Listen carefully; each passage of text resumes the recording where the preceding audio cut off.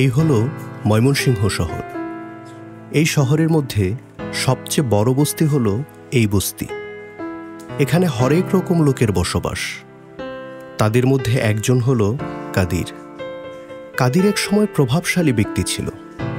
সময়ের ব্যবধানে সে আজ বড়ই অসহায়। সে এখন একবেলা লাল মোরগ দিয়েও ভাত খেতে পারে না। আচ্ছা, তার বিষয়ে পরে আসি, চলে যাই মূল অংশে।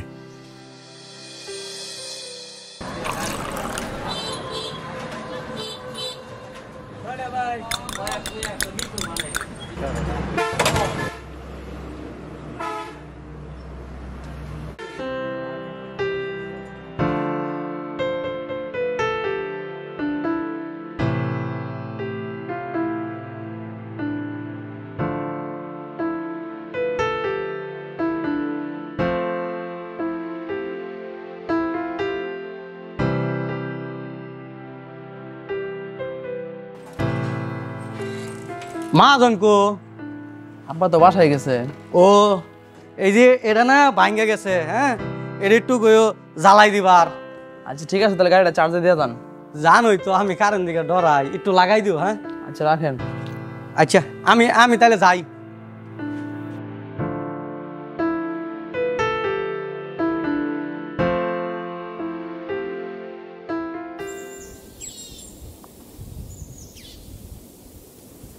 চাচা পরে তার কিছু কইলা না। কি কইম বাইস্তা, কতবার ঈদের 27 দিন আগে থেকে অনেক অসুখ আছি আমার, কোনো কাম কাজ করার পাইছি না। পোলা পান্ডে বাড়া বুড়া খাওয়া মতো চাই।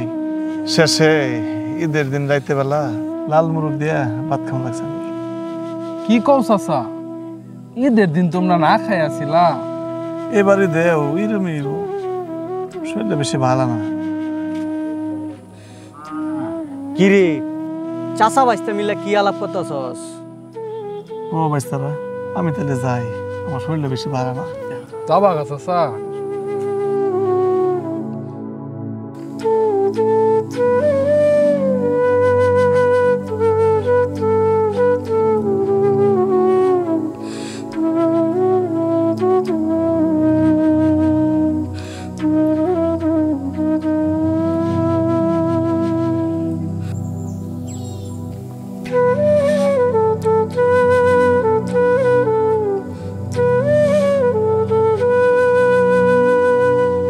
ভাইয়া বউ।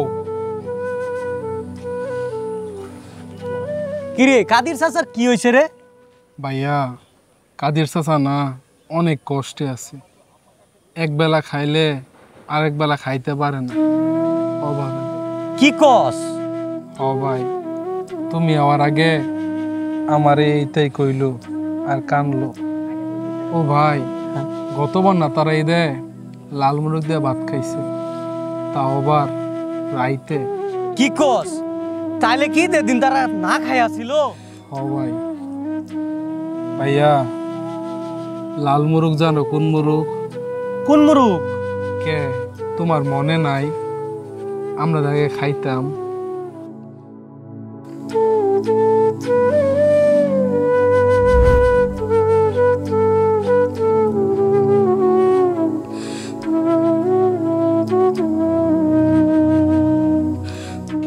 ভাই নে ভাত খা।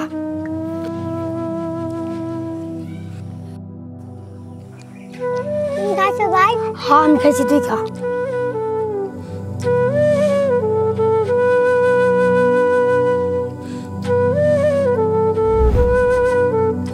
হোক না মরিস। ও ভাই, ভাই আমার কান্দু নাইতেছে।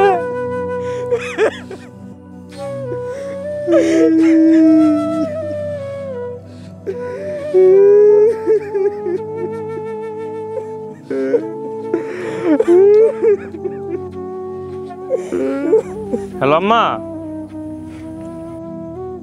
গরু তো কিনছি 2টা। গরুর দাম খুব সস্তা। আমিও প্রায় আইসা পড়ছি, খুব খিদা লাগছে। কি রান্না করছো? আবার সে গত বছরের গরুর মাংস? এসব কি আর ভালো লাগে? অন্য কিছু রান্না করতে পারো না?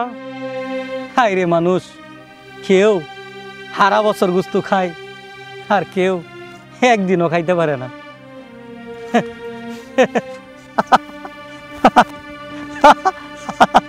আমাদের দেশে অনেক পরিবার আছে যারা কোরবানি দিয়েই গোশত ফ্রিজে ভরে রাখে। তারা সমাজ ও আত্মীয় স্বজনের মধ্যে তাদের ন্যায্য গোশতটুকু বুঝিয়ে দেয় না। আবার এরকমও হয়, অনেক দরিদ্র পরিবার আছে যারা লজ্জা আর সংকোচে অন্যের কাছে কিছু চাইতে পারে না, কারণ তারা একসময় দরিদ্র ছিল না। ভাগ্যচক্রে তারা এখন দরিদ্র। এই যে আপনাদের উদ্দেশ্যে বলছি, কোরবানির গোশত যার যতটুকু প্রাপ্য তাদের মাঝে সঠিক বন্টন করুন। না হয় আপনার কোরবানি কবুল হয় কি না তা নিয়ে প্রশ্ন থেকে যায়।